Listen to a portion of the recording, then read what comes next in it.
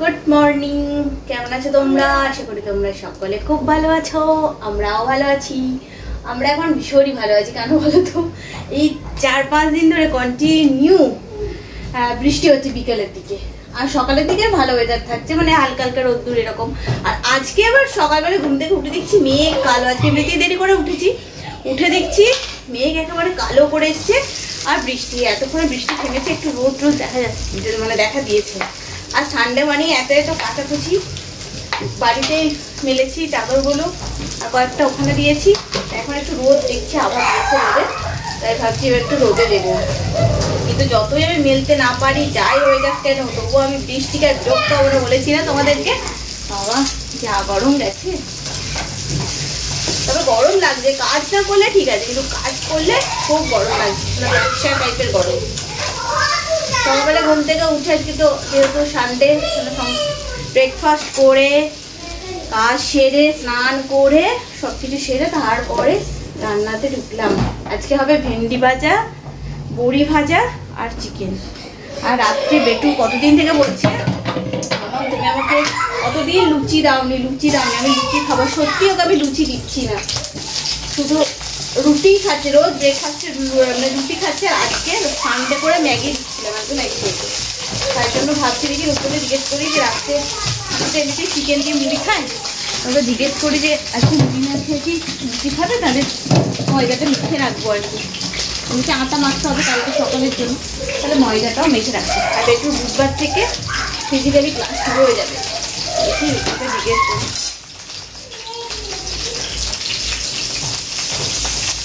ভেন্ডি ভাজা, বড়ি ভাজা আর চিকেন, ভাত, আর দুটো তো দই আছে, সেই দই আজকে সানডে রান্না। কালকে রাত্রে 1 বাটি ভাত বেঁচে গেছে, দিয়ে দেবো আজকে রান্নার সাথে। আর ওয়েদারটা দেখবে, দেখায় তোমাদেরকে। একটা দেখ, রোদ্দুর দেয়নি কিন্তু বৃষ্টিটা থেমে যাচ্ছে না, বৃষ্টি পড়ছে এখনো ঝিরঝির করে। এ আস্তে আস্তে বেটু আর রাজা যে খেলছে, কি করবে আজকে সারাদিন, কালকে খেলেছে 3 জন, আর ভেদিকা আছে 3 জনে, আবার আজকে সকালে শুরু হয়েছে। কি গো শোনো না, রাত্রে তো মুড়ি খাই, হ্যাঁ, কিন্তু বেটু বলছে যে অনেকদিন মামা লুচি করনি, আজকে লুচি করবে, লুচি করবেই করবে। তাহলে কি রাত্রে কি লুচি হবে?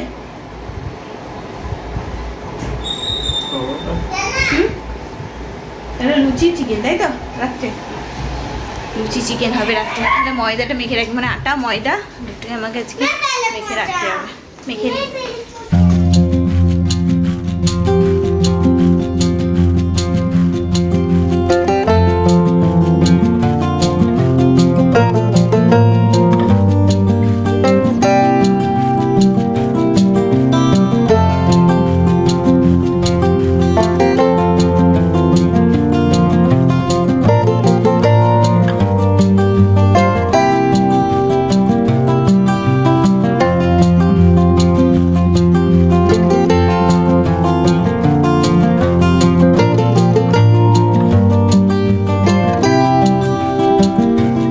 কমপ্লিট। এই যে চিকেন, আমাদের চিকেনের ঝোল লাল মতন হয়েছে।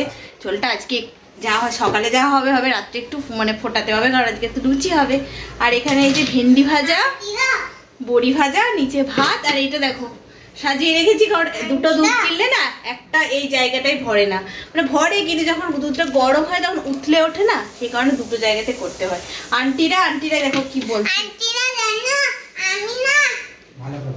আমি না King Kong versus Godzilla fight দেখবো। কিং কং ভার্সেস, ওর বাবা একটা বাচ্চাদের movie King Kong versus Godzilla কি বলছে, সে এনে দিয়েছে। ও এখন ওটা ওর বাবাকে লাগিয়ে দিতে বলছে, টিভিতে দেখবে। আর একটু পরে পেটুকে খেতে দেবো, কারণ এই হলো তো খুব গরম, এত গরম আমিও মাখাতে পারি না, ওর খেতে অসুবিধা হয়েছে। 10 মিনিট একটু হাঁপিয়েও গেছি, একটু বসি তারপরে খেতে দেবো। তখন মুভিটা ওরা চালাক। আজকে আমরা আম খাবো, আমার রুদ্রবাবু এনে দিয়েছে, আমার জন্য আম এনে দিয়েছে, বেদানা এনে দিয়েছে যে আমি খাবো বলে। তা আমি তো একা খাবো না, খেলে আমি সবাইকে নিয়ে খাবো, একা আমার ঢুকবে না। আজকে ভাবছি আমটা কতদিন আম খাইনি, আর ভগবান আমাকে এমন একটা চেহারা দিয়েছে না, যে না খেলেও আমি মোটা হয়ে যাই, আর খেলে যে তাহলে আমি কি হব ভয়ে আমি খেতে পারি না। আম খেতে খুব পছন্দ করি, মানে ফলের মধ্যে সব থেকে আমটাই প্রিয়। কিন্তু ওই যে মোটা হয়ে যাব ওই ভয়েই আমার আর খাওয়া হয় না। এই বাবা, এটা পাকা মিষ্টি হবে কিনা জানি না, তবে খুব পাকা। কিন্তু দুপুরবেলাটা এদিক ওদিক বসে ঘুরে কাটিয়ে তারপর বেরোচ্ছি। কোথাও বেরোবো না আজকে, সানডেটা। এই শুধু কয়েকটা জিনিস কেনার আছে, সে কয়েকটা জিনিস কিনতেই হবে, নাহলে হবে না। সেই কারণে বেরোচ্ছি, কিনতে যাবো। আর খুব সিঙ্গারা খেতে ইচ্ছে করছে, সিঙ্গারা দিয়ে চা খেতে ইচ্ছে করছে। তোর খালি চপ সিঙ্গারা কী জিনিস ওটা এখনো জানেই না, খাই না কিছুতেই। গতবার বলেছি একটু খেলে সব সাধ্য শিখতে হবে, কিন্তু খাবে না, কিছুতেই খাবে। সেই জন্য বলছি সিঙ্গারা খেতে নেই। আইসক্রিম খায় না, আইসক্রিম খেতে নেই, পোকা আছে। কোথায় দেখেছে যে আইসক্রিম নাকি পোকা থাকে, সেই আর আইসক্রিম খাবে না। এই হচ্ছে ও কাণ্ড। এই কিনতে যে বেরোচ্ছি আমরা, ব্যাস। এই বাবা, এখানে না তাদের একটা বালিশ ফেলেছে। কি হলো তোর? বালিশ ফেলেছে, দেখেছে পুয়ে হয়ে গেছে, তুলোগুলো বেরিয়ে গেছে। চলো বেরিয়ে যায়। এখন দেখো সকাল থেকে এত বৃষ্টি হচ্ছিল, এই দেখো রোদ্দুর উঠে, দেখো রোদ্দুর উঠে গেছে। আর বৃষ্টি হলে কি হবে, একটা ভ্যাপসা কেমন একটা গরম, ভ্যাপসা গরম। এই বাকি আমার ফোনের ওপর টক করে একটা কাগজ ফেললো উপর থেকে। চল হট।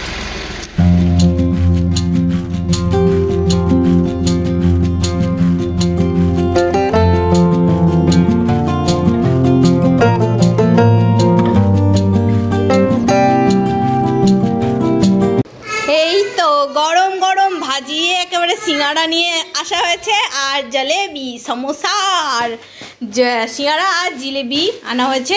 জিলিপি আর কি, জলেবি বলতে গিয়ে জিলিবি বলে দিচ্ছি আমি। ভাবো একবার, হিন্দি বাংলা সব মিক্সড হয়ে যাচ্ছে আমার। এই যে এই দেখো একদম ভাজা, গরম গরম। কোথায় রে বাবা বেটু, অনেকদিন। এইটা সামোসা, এটা সামোসা। হ্যাঁ না, এখন পা ধুতে হবে না, একেবারে হাতটা ধুয়ে নে। আর এটা হচ্ছে এই দেখো গরম গরম জিলিপি। চালাও। এই দেখো বেটু অনেকদিন থেকে বলছিল খাবো করে, আমিও রুদ্রকে আনতে বলতে ভুলে গেছিলাম। আর ডিম নিয়ে এলাম, একটা বড় ব্রেড নিয়ে এলাম। এই যে কালকে ডিম টোস্ট বানিয়ে দেবো রুদ্রকেও টিফিনে। হ্যাঁ অনেকগুলো আছে টিফিনে। আর বেটুকেও কালকে ব্রেকফাস্টে ডিম টোস্টই দিয়ে দেবো। আর একটা সর্ষের তেল নিয়ে এলাম, সর্ষের তেল শেষ হয়ে গেছিলো। আর নিয়ে এসেছি এই দেখো আটা। ভাবলাম 2 কেজি কি 3 কেজি নিয়ে আসবো, কিন্তু নেই। সেই জন্য আশীর্বাদের একটা 5 কেজির প্যাকেট নিয়ে নেওয়া, আর চালও 5 কেজি নিয়ে আসা হলো। এইগুলো আনতে গেছিলাম।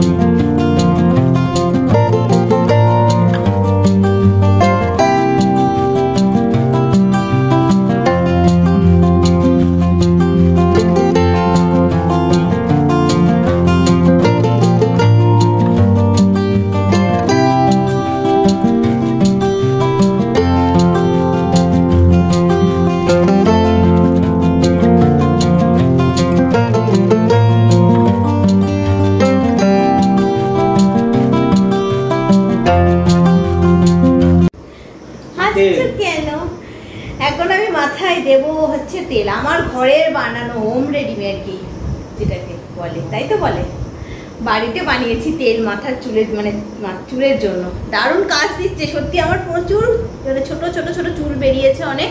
আর আমার যে সামনেটা যে দেখো না, এটা না ক্যামেরাতে অত্যাধিক বেশি পরিমাণে লাগে, কিন্তু সামনে থেকে লাগে বলো। এমনকি আমার বাপি যখন ক্যামেরায় দেখে আমাকে মানে ভিডিও কল করে যখন, তখন এই সামনেটা ফাঁকা ফাঁকা। কিন্তু বাড়ি যখন গেছিলাম মা বলছে কই এটা তো ফাঁকা লাগে না, মানে ক্যামেরাতে বেশি লাগে। যাই হোক, তো আমার অনেক ছোট ছোট চুল গজিয়েছে, চুলটা আসছে রুদ্রদা দেখো। ক্যামেরাতে চুল আসে না, ক্যামেরাতে চুলগুলো ধরে না, আউট হয়ে যায়, টাক দেখা যায়।